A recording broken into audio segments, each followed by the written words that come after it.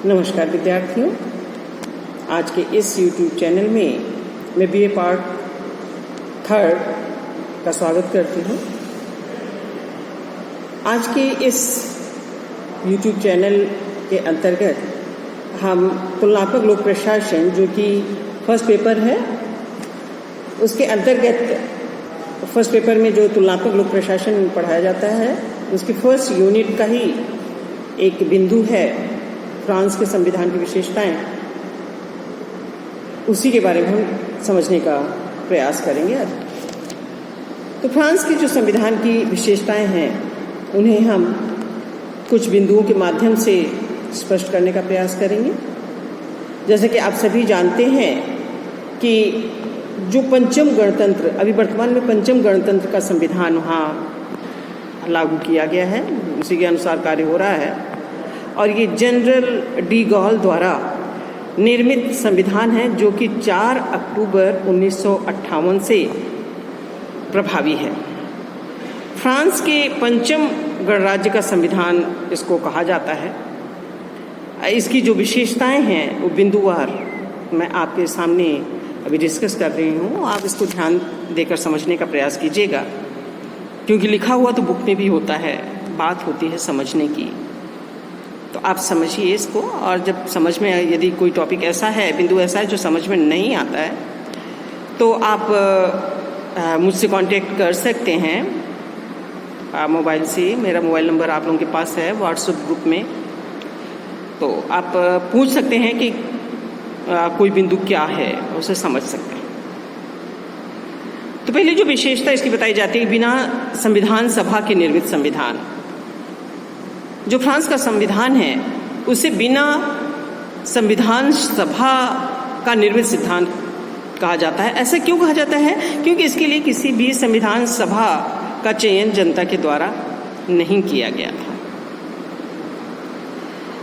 हालांकि इसका जो निर्माण किया गया था वो जनरल चार्ल्स डी गॉल तथा उनके मंत्रिमंडल के जो सदस्य थे, करीब 39 परामर्शदात्री सभा भी थी उनके साथ, उनके द्वारा ही किया गया था।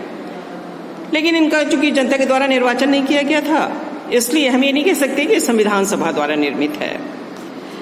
तो यह संविधान निर्मित तो अवश्य है, लेकिन जनता के द्वारा नहीं, संविधान सभा के द्वारा नहीं किया गया है। और इसका निर्माण भी जानबूझ करके किया गया है। अधिकांश जो विचारक हैं इसे जनरल डी गॉल की विचारधारा पर आधारित होने के कारण डी गॉल का संविधान भी कहते हैं। इसकी जो दूसरी विशेषता है वो लिखित एवं संक्षिप्त संविधान से संबंधित है।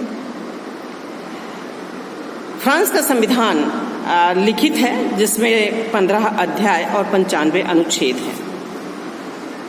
और यह संविधान 1946 के संविधान की तुलना में छोटा संविधान है। बहुत से विद्वान फ्रांसीसी संविधान को संक्षिप्तता के कारण ही अपूर्ण और अस्पष्ट भी मानते हैं, क्योंकि इसमें निर्वाचन कानून, विधायिका के गठन और विधि निर्माण की जो प्रक्रिया है, इन सब के बारे में विस्तृत उल्लेख नहीं किया गया है। तो इसलिए इसे अस्पष्ट भी कहा जाता है, क्योंकि बहुत ज़्यादा संक्षिप्त हो गया है। इसमें इन और भी बहुत सारी चीज़ों का उल्लेख किया जाना चाहिए था, जो कि इसमें नहीं किया गया है। दूसरी या नेक्स्ट जो विशेषता हम कहते हैं वो प्रस्तावना से संबंधित है, प्रस्तावना के महत्व से संबंधित है। फ्रांस के संविधान की जो महत्वता है इसलिए भी अधिक है क्योंकि इसकी प्रस्तावना में मौलिक अधिकार, अंतर्राष्ट्रीय कानूनों के प्रति वचनबद्धता तथा फ्रांसीसी संघ जैसी अवधारणाओं का उल्लेख प्रस्तावना में किया गया है। लेकिन संविधान के अन्य अनुच्छेदों में इनका कोई भी वर्णन नहीं मिलता है। और अगला जो विशेषता बताई जाती है वो है संकट काल का शिशु। जो फ्रांस का संविधान है उसे संकट काल का शिशु और संयोग या विवेक का शिशु भी कहा जाता है। सन 1946 के गणतंत्र से प्रारंभ हुई राजनीतिक अस्थिरता ने 1 दशक से भी ज़्यादा फ्रांस को झकझोर कर रख दिया था। बार बार सरकारों के पतन, आर्थिक अवनति और विदेशी संबंधों में गिरावट के उस दौर में 1958 में जब सेना ने विद्रोह कर दिया तो जनता भविष्य की अनिश्चितकालता से आशंकित थी और गृह युद्ध की उन परिस्थितियों में राष्ट्रपति को अधिक शक्तियां देकर के फिर मिश्रित प्रकृति की शासन व्यवस्था को अपनाना उचित समझा गया। इसीलिए कहा जाता है कि जो फ्रांस का वर्तमान संविधान है वो तत्कालीन संकट में उत्पन्न हुआ शिशु है। इसकी अगली विशेषता कठोर संविधान से संबंधित है। यहाँ ब्रिटेन के जैसा लोचशील सिद्धांत नहीं है और भारत के जैसा मिश्रित प्रकृति का भी नहीं है, बल्कि और न ही अमेरिका के संविधान संशोधन जैसा कठोर है। ये मिली जुली इसमें प्रकृति है। इसमें दो तरीके से संविधान संशोधन को करने का प्रावधान वहाँ के अनुच्छेद 89 में किया गया है। दो तरीके में पहला तरीका तो ये है कि राष्ट्रपति संविधान में जब संशोधन करना होता तो उसका विधेयक संसद में प्रस्तावित कर सकता है और जब संसद के दोनों सदन इसे 60% के बहुमत से पारित कर दें तो संशोधन स्वीकृत हो जाता है। और दूसरा जो तरीका है वो है कि प्रधानमंत्री प्रस्ताव पर राष्ट्रपति और संसद का कोई सदस्य स्वयं संशोधन विधेयक प्रस्तावित कर सकता है। यदि ऐसा प्रस्ताव दोनों सदनों द्वारा पारित हो जाए तो जनमत संग्रह के लिए निर्वाचक के सम्मुख रखा जाता है और बहुमत मिलने पर इस पर संशोधन किया जाता है। इसलिए कहा जाता है कि यहाँ का संविधान जो है फ्रांस का वो कठोर संविधानों की श्रेणी में है।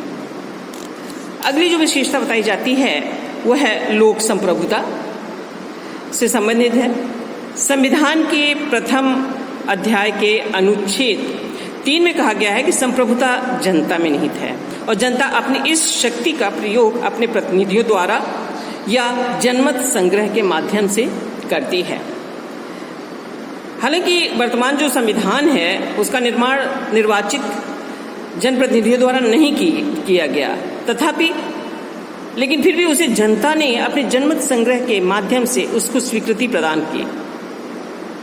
इसलिए ये कहा जाता है कि संविधान जनता की भावनाओं का दर्पण है।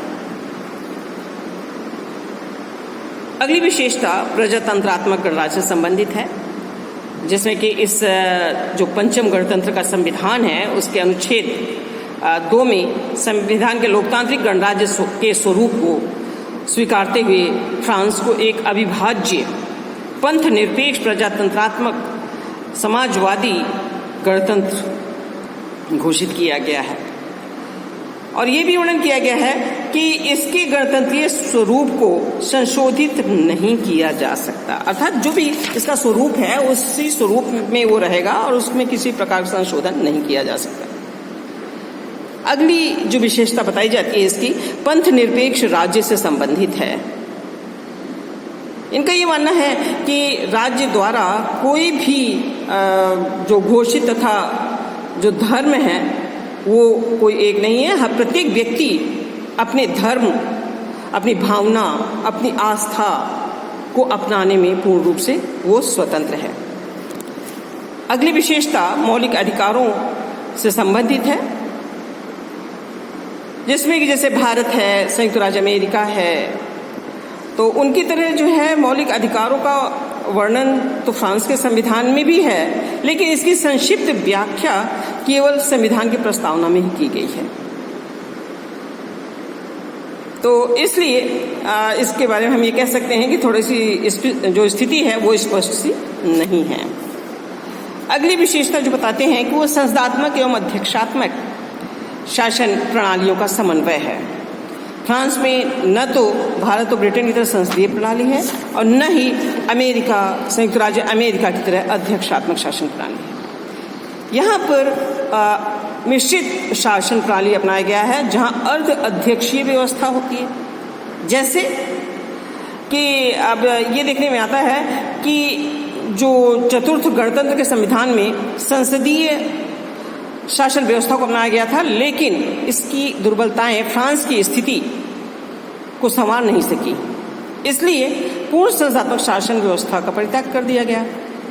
वर्तमान में जो स्थिति वो ये है कि मंत्रिपरिषद के सदस्य संसद के सदस्य नहीं होते, लेकिन संसद के प्रति जवाबदेह भी हैं।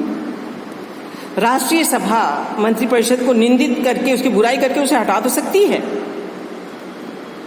दूसरी ओर फ्रांस का राष्ट्रपति नाम मात्र की कार्यपालिका नहीं है, वह शक्तियों से युक्त कार्यपालिका है जो प्रधानमंत्री के परामर्श पर नहीं बल्कि स्वतंत्रतापूर्वक अपने निर्णयों को लेता है और अपने कार्य करता है। राष्ट्रपति ही मंत्रिपरिषद की बैठकों की अध्यक्षता भी करता है, राष्ट्रपति ही प्रधानमंत्री और मंत्रिपरिषद की नियुक्ति करता है तथा प्रधानमंत्री के परामर्श से वह राष्ट्रीय सभा को भंग भी कर सकता है। वस्तुतः हम ये कह सकते हैं कि ये एक मिश्रित प्रणाली है जो कि तत्कालीन परिस्थितियों में उस समय जो कि अनिश्चितता का पर्यावरण व्याप्त था, वैसे में ये काफ़ी अनुकूल थी। इसलिए जनरल डी गॉल ने इस प्रकार की व्यवस्थाओं को अपनाया। अगली जो विशेषताएं बताई हैं वो हैं अधिकार संपन्न राष्ट्रपति तथा निर्बल विधायिका।